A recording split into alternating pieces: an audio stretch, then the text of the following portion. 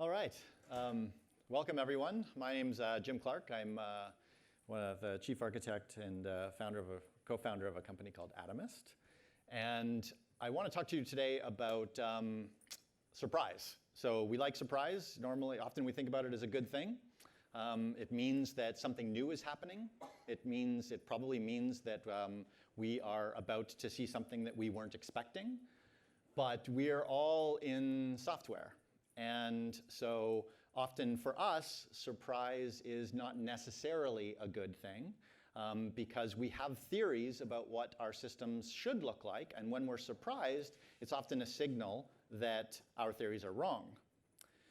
So there's a lot of interesting things about when you study surprise, about looking for, like, what is surprise really? It's about looking for order in a system and not finding it. Brings me back to the idea of second law of thermodynamics. So we all know second law of thermodynamics, disorder is naturally increasing. And a disordered, there are many, many more ways that a system can be disordered than the systems can be ordered. And so it's very natural for our systems, including software systems, to sort of spontaneously become disordered. One of the things in this area that I always found really sort of surprising was that there was this correlation between disorder and information. And that a highly disordered system has actually more information in it. So if you're looking inside of your room and everything's in a dresser, you can actually describe where everything is with not very much information. It's in my dresser. And if you scatter everything all over the room, suddenly it's actually harder to describe where everything is in the room. And if you were able to do it, it would be because you need more information to describe that system. So when you see when you see a system become more ordered, you actually need less information to describe it. When you see a system become more ordered, you look around and you say, what's causing this? You immediately suspect that something is afoot. There's some sort of entity causing this to happen. That's kind of where you assume that life is involved. If we look at this from a numbers perspective, if you take a look at the top number here, if we go from the left to the right in this number, we see, okay, the first number is 0. What's the next number going to be? I don't know.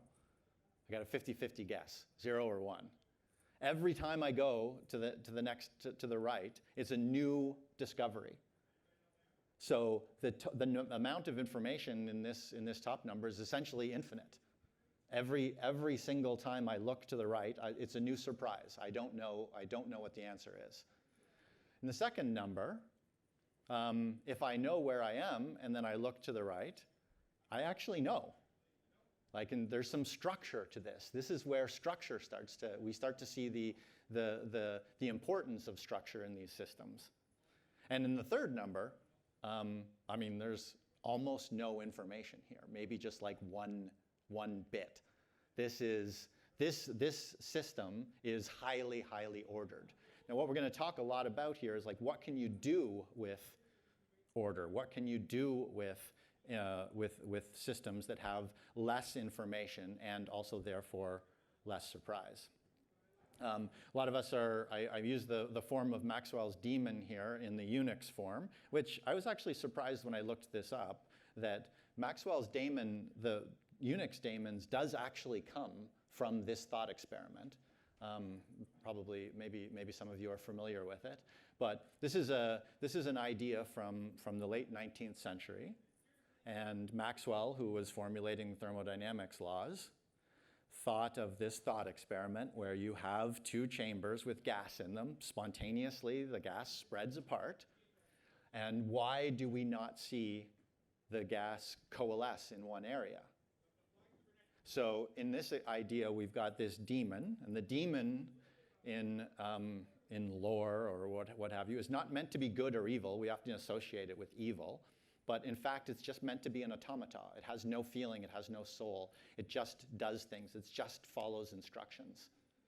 And this daemon is watching all these air molecules, and the ones that are going from the left to the right, the daemon lifts up the wall and lets it go through, closes it again. They see a molecule go from the right to the left, just leaves it down. So what happens? Spontaneously, over time, the system becomes more ordered. The left side evacuates and the right side is filled with gas. And if you didn't see the daemon and you just watched this happen, you would suspect that something is afoot here. You would suspect that there's something creating order that you weren't expecting to be there. And in fact, the reason that we have Maxwell's daemon as an explanation for us is because it's the thing which is putting more information into the system and allowing second order of thermodynamics not to be violated in this situation. So it's the element of life. It's injecting data here. So what are our Maxwell's daemons? Like, what are the ways that we create order? Is I think is one of the important questions here, because it's a natural for things to get disordered. So I drew a picture here of a set of microservices that we work on. I reduced it down to just 7 libraries. So there's about 80 individual services here, and they load a whole bunch of libraries. Some of them don't get used by many of the services. Some of them get used by all of the services. But if I were to ask anyone on the team, hey, what do you think? How many different versions of this library do you think we use across all the services?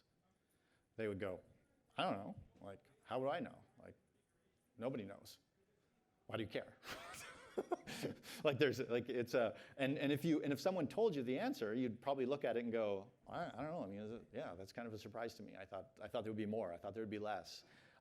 If you're not looking, then why does it get disordered? Well, it gets disordered because you build the services at different times. It's nobody's job to change them. This library hasn't had any bug fixes. Someone needed a bug fix, so they used the new library. There's many, many reasons why it's natural for things to get disordered. There's not as many reasons why it's natural for things to get ordered. But if they do get ordered, it does look very boring. So the same system that you look at, where if you were to look at this system, you would say, okay, something's up. Because there's no way that there are 60 services that all use the same version of a library. That's not natural. Yeah, yeah. Well, actually, yeah. You would look at this and you'd go, these people are using a monorepo, or these people are using SNCC, or these people the company I work for, we work on tools like this. This company's using Atomist. This company's using Dependabot. Like, somebody went out and did something. And what they did, catalyzed order. And catalysis is actually really an important point here. Because whenever I think about entropy and disorder, I love thinking about photosynthesis. Because photosynthesis is, if you just watched photosynthesis occur, it would be the most shocking thing in the world. Like a molecule of CO2 and a molecule of H2O, and then just they become sugar. Like, you would look at that and go, what? Magic just happened. It is so incredibly unlikely that just happened. Yet it's happening all the time. If you're like a microscopic creature on the surface of a molecule of chloroform, this never stops happening. Actually, you look outside, all the green, everything green we see everywhere. It's just boom, sugar, sugar, sugar, sugar. It's just happening, and it's happening because nature put together this amazing team that knows how to make the improbable probable. And it took 3 billion years to put that team together, but that team works really, really well. And it makes these incredibly improbable things probable, and it creates structure where there wasn't any before. And this team was so valuable that nature also wrote down the instructions for it and keeps passing it down the line so that we can keep doing this over and over again. photosynthesis turns out to be quite valuable for all of us in this room. So what are some of the ways that we can put order into our systems? So I'm going to walk through a lot of the examples that I give are based in Slack, just because I think it's like really a simple way of stitching together these tiny ideas that we have about creating order and bringing the humans into this as well. So in this particular example, here's what you need to think. There's a node module, and I've just created a new version of it. And so my little daemon or my little daemon or my little bot or my little helper, my little program, notices that there's a new version and pops up and says, hey, there's a new version. Should we set this as a target for everyone to use? And I say yes, I set the target. I want everyone to use this. And says, should I send a PR to everyone, or should I just like message everybody that uses this library and tell them, hey, there's a new version of this, you should use it. Yeah, let's click on that. And I'm going to say, yeah, it's totally backwards compatible. It's a big performance boost. Everyone should take this one. And so we send out a message with a PR that they can click on, and they click on that PR and merge this PR. So that was Maxwell's daemon, right? And that's where the order came from. And if you keep this program running in the background for a long time, then that original picture I showed you, which is all this craziness, it actually becomes a simple one. And you just violated the second law of dependency dynamics because you had this daemon process in the background, like helping you with this. So it's actually really quite true that programming is a lot about assembling together our tools. The tools that we use. So if I try to explain what I do to my mom, or if she watches for a while, she comes away from that with this idea that, well, you seem to be trying to get the exact right set of characters in the exact right set of files. And when you think you've got it right, you commit. She wouldn't use the word commit. But we all know that's not at all what we're doing.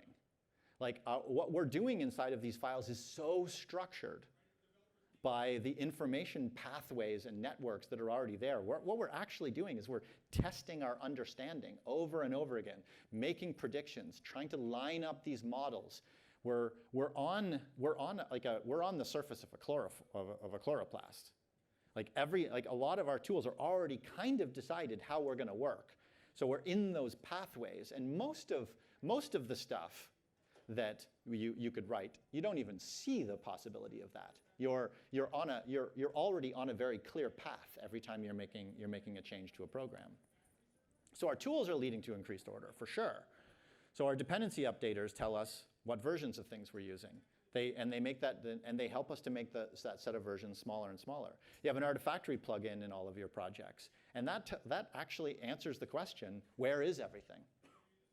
And so there's less surprise in a system that's using that, because all the stuff's right there. That's one question that doesn't need answering. When your Kubernetes pod starts up and you have to like pull in your image registry, like the URL where you need to pull that and the image pull secret, like you know that. There is no surprise there. That's all. There's a pathway. There's a network pulling you in that direction. So we think in terms of questions because we want to make predictions. And there's so many questions that we can ask, and the questions that we're asking are like, they're growing all the time. If I have a bunch of projects and I say, how many different versions of Spring Boot do I use? I don't know. Until you do. Do they all log to the same log aggregator? That's a good question. Because it's kind of valuable if they do. You can take advantage of that. Do they all use the same Docker base image? Do they all use the same CORS headers? Are they all deployed to the same cluster? There's so many hypotheses that you can make about this model. And there's answers to all these questions. So why do we care about order? So my colleague Jessitron was doing a talk down in San Jose last week, and one of the phrases that she used that I really liked was, we design our systems to change them. I think in some ways it's almost a dirty secret. People like to think about software as being, I'm done. Here it is. But I mean, we are actually all of us like inside the industry, we kind of understand that we're in the business of getting ready for the next change. And so order itself can be useful. There was this, Richard Feynman wrote this paper on the thermodynamics of computing in the 80s, which was kind of amazing that he was a physicist, but he decided to just look at computers for a while. And he had this really interesting idea about like entropy in information. And he looked at the top number like this, and he said, that's a useless number. Because he thought about it almost as fuel. So if you had like a little engine, a little microscopic engine with a piston, and every number was some fuel, and if the number is 1, the piston has to be up here. If the number is 0, it has to be down there. If you're moving this fuel along, and every time you come to a number, you don't know what it is, you don't know where to put the piston, it's useless to you. You can't run an engine on that. Whereas this bottom one, this is a number that's actually useful. You could use this as, this is clean. We know, there's no surprises in this. It's ready to do work for us. It's like a clean hard drive. I can put stuff on it. I don't have to clean up the hard drive first. And in fact, he had this very amazing section where he looked at the actual hardware of CPUs and said, you know, most of the energy dissipated in CPUs is getting ready for the next calculation. That's where all the energy goes. You can actually build processors that run on almost no energy. The problem is you need to use reversible computing, and the calculation tends to go forward, and then it drifts back. And if you're doing some number crunching and your manager says, how are you doing? Oh, a funny thing, the calculation has gone backwards since you last asked. But zero electricity I've used. So we put in energy into systems to make them go faster. And we put energy into our own energy into systems to make them more structured so that we can actually change them. We can continue to change them. So minimization of surprise is about minimizing the difference between the states you expect to be in and the states that your sensors tell you that you're in. So don't do anything, and everything's going to turn into a normal distribution. That's what life looks like when you don't try to retain any structure. Things are just distributed. Now, what do you do, however, when you see, like, you have a hypothesis about what's going to happen? And if you see that your hypothesis is not met, then you're surprised, and there's an emotional reaction to that because it just doesn't look right. Something is wrong. So you have to adjust your theory. I thought we were talking about computers, and suddenly, apparently, we're talking about the mating habits of the Canadian muskrat. That makes no sense. Like, the model is just broken. But there's other things that you can do. You can also act to change the model.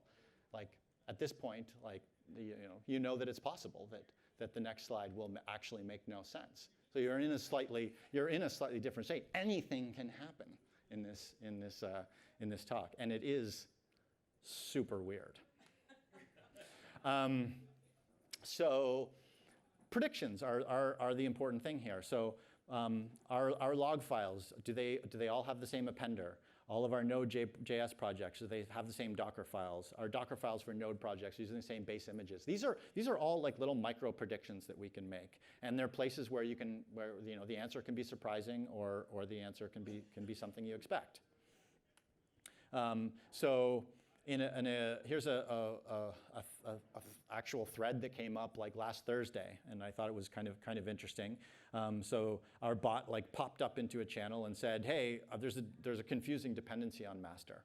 By confusing dependency, what I mean there is that the transitive dependencies for this project had conflicts in them that had to be resolved, and we don't like to do that. We like all of our dependencies to be exactly the ones that we said they were. We don't want the tool to resolve them for us. So it just pops up, and my colleague Ben goes, what the? And then he says, oh, I think I know. And then he fixes the confusing dependency, and it goes away. So then he pops into the channel, invites me, and goes, hey, Slim, like, I just want to let you know, like, that talk you're doing, like, I think this is kind of like, you might be interested. Like, this did actually save me. I didn't really know that we were watching for that, but that's good. That helped. And this is a microscopic use case, but it is it now has changed Ben's view of the world, because Ben now doesn't think that any of his projects have confusing dependencies in them. So he would be surprised if they did. So that's a change. So some of these things are self-fulfilling prophecies. So we put information in, like our log config files all have this appender, and then we find that it's not true. Well, the thing that's great about being a programmer is you don't have to just adjust your model. You can also go, well, I'm going to make that true. I can actually be active. So I can raise a PR on that. I can change the base image of the Docker file. I can, if I see a node project that doesn't have a Docker file in it, but all of our node projects are being Dockerized, I can use that. Like that's something that I can correct. I can minimize the surprise of that. So this all brings, I think that we're all really accustomed to feedback loops. I mean, CI, I go back to CI and I think, this is the most beautiful idea. I remember when we didn't have CI. And the idea that someone does a push and you get this great signal, and what do? Like you check that the build works. But before we had CI, when you asked people, hey, do you think if I take the code right now and try to build it, do you think it'll build? And they'll be like, no, of course it won't build. Like that's not a quality that we were verifying. They'd be surprised if it did build. And so there was this time when you went, okay, well, I was kind of thinking that maybe it would be good if these projects always built. So I'm going to start to check, and I'm gonna turn it around. And now I think most of the people in this room, I think you would probably be surprised if any of your projects don't build. So that changed. Like that's a big difference from now from 15 years ago. That's a big change. The other thing that happened with CI is people kind of liked that idea, and so they also went, oh, by the way, I like this idea. I want to run the build. Do I have to put my source code in version control? You're like, yeah, actually, you totally do. And now we'd also be very surprised to show up somewhere and go, oh, we don't use version control. That's not something that we hit anymore. In fact, I'm surprised now if I go anywhere and they don't have like a binary repository. I'm actually surprised if they don't have Artifactory. To be honest, I mean these things actually change our expectations.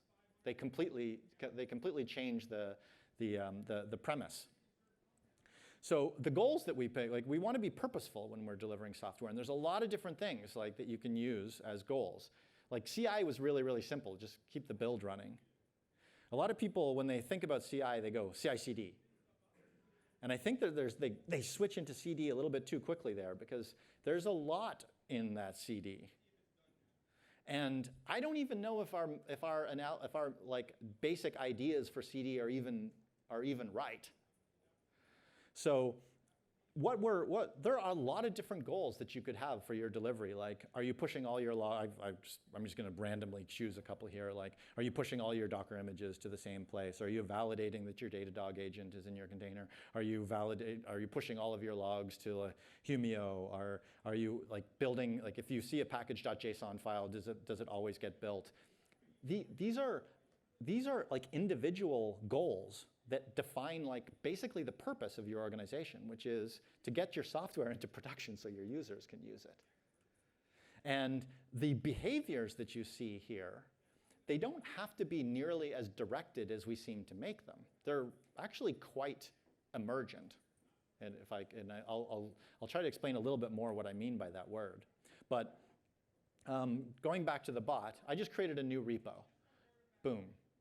We see that there's a new repo. And what do we do when we see there's a new repo? In this particular case, we ask, hey, should I create a Slack channel for that repo? Because in our organization, we just want all of our projects to be associated with a Slack channel. Great. Now, after I create that channel, when the first push arrives, I schedule some goals. One of the goals that I schedule is, you can see it's building Maven. And it's not really because I said that I configured a continuous delivery pipeline. It's because there's a Maven file in the project. Like, I didn't put that in there just for fun. So if there's a Maven file in there, I kind of expect it to be built. Same thing with if I see that there is no Docker file in this project, and all of my, this is a Spring Boot project, it's a very easy thing to say, well, Spring Boot projects, like 100% of them, we put onto containers. So I want to pop up there and go, hey, I noticed you don't have a Docker file, do you want to add one? So yeah, I do want to add one. And then when it runs, the goals are to build Docker too.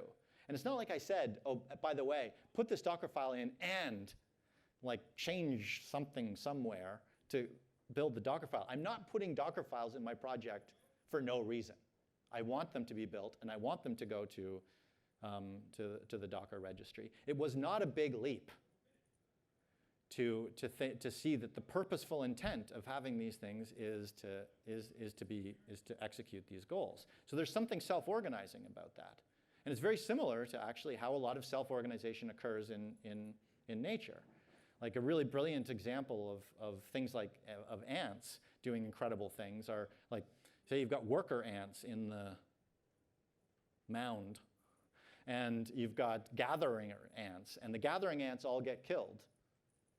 And if the worker ants go more than like 5 ticks of their event handlers without meeting up with a gatherer ant, they switch to gatherer ants. So I mean, imagine the simplicity of that algorithm. Like it's the perfect like elastic compute for the hive, so to speak. Like I haven't seen a gatherer ant in a long time. So you know what I'm going to do? Change my biology entirely, and now I'm going to go gather stuff. Like it's a very, very simple idea, but it's an example of why we're kind of stuck a little bit right now in not taking advantage of how simple some of these emergent behaviors actually are. We're also looking for flexibility in this, though. Sometimes we get a little bit scared when we think too much about like top-down control. I would argue that what I've talked about isn't top-down control.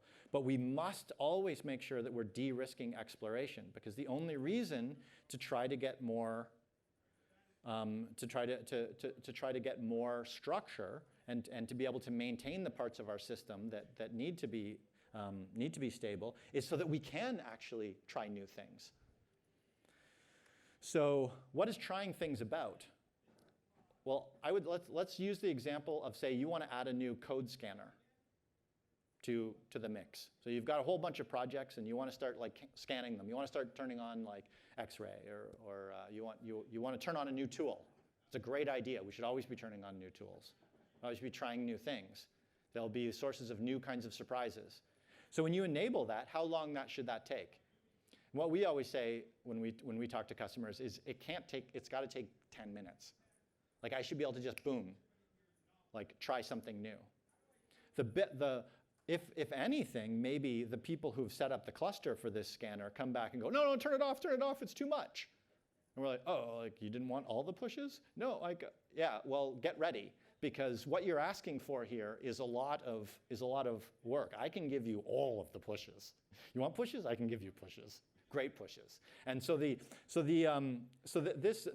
ability to enable something has to be really, really quick, because now it's our goal to run this. But it's invisible.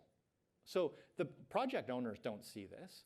That's really important, that you can do this, you can experiment, you can like push all of your containers to a new cluster, you can try a new code scanning tool. You can analyze the data on your own time. Oh, this is actually useless. Or this is fantastic. I'm finding all kinds of violations. I've cleaned them all up, and now I'm ready to actually start to show people some data. So you have a report, you have an area where like maybe a month into this, for the first time, you're like, by the way, I've been scanning all the code for a while, and I've got some good data for you. Here's a URL for it. Like, enjoy. That's a really great way of someone going, oh, thank you. New data. I didn't know this before, and now I know this. And maybe later on you go, by the way, actually pay attention even more, because those URLs I was telling you, if you've got these kinds of violations in, you can't go to production anymore. So I'm going to enforce it. But it doesn't have to be all at the same time. You can layer this in. You can be purposeful. So goal-driven is an important thing. So goals come in. They're immutable objects. They're facts about the world. We build our models from them.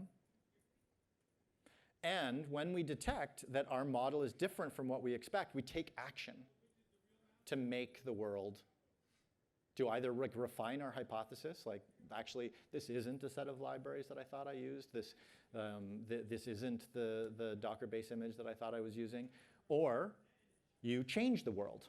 So you create goals, and those goals act, and of course like the right side of this like hooks right around back and you become sensing again. So we operate on the world through these goals.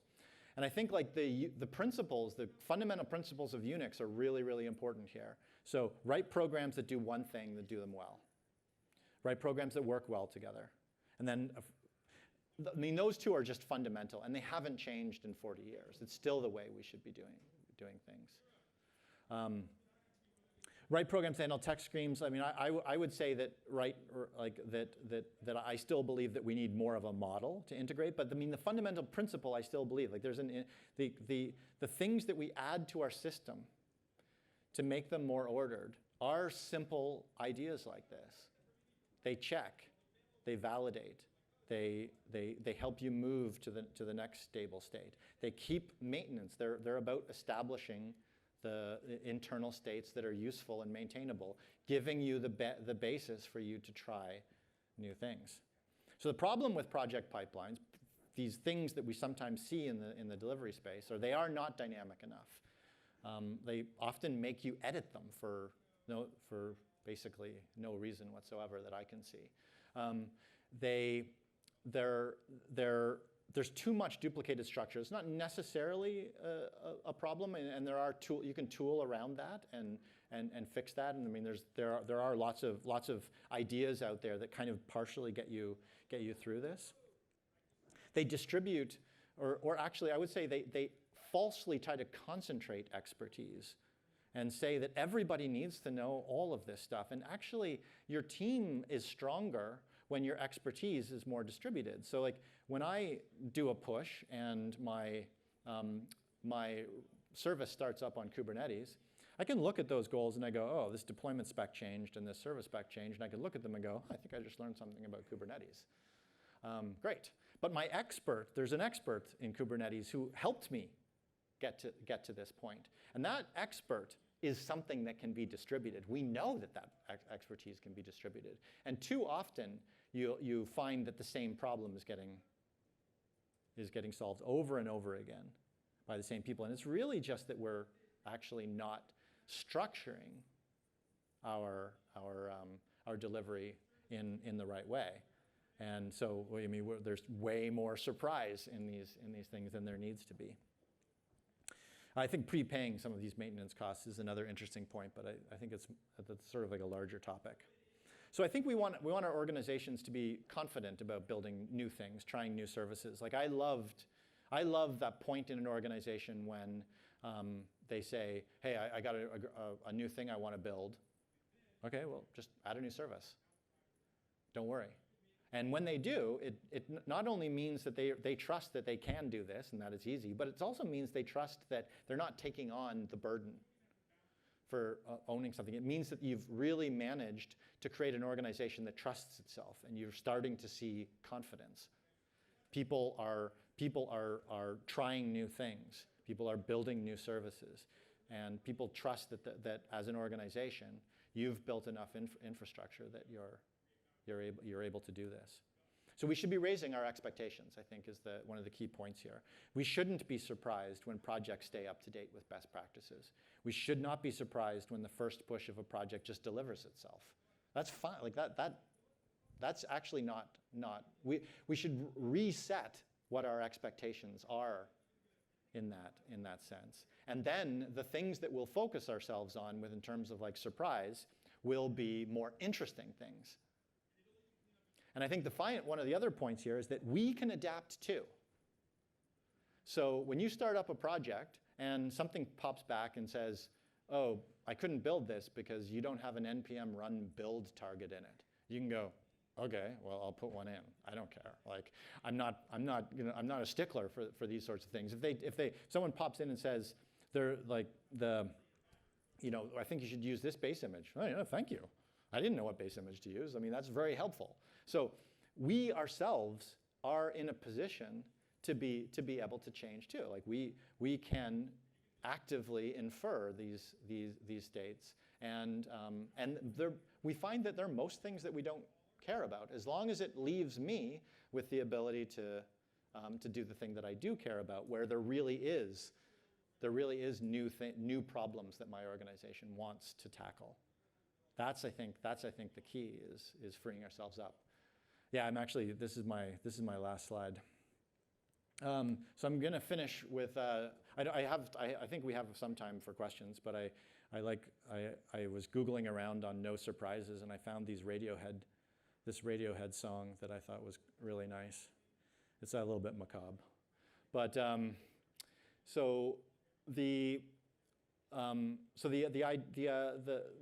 sort of notion that I'll leave you with is that the idea of trying to understand, like, how can I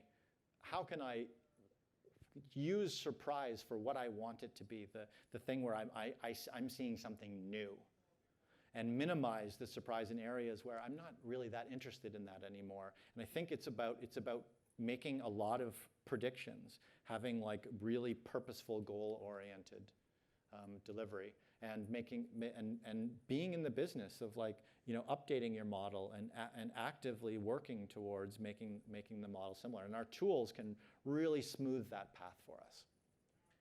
So yeah, thank you very much.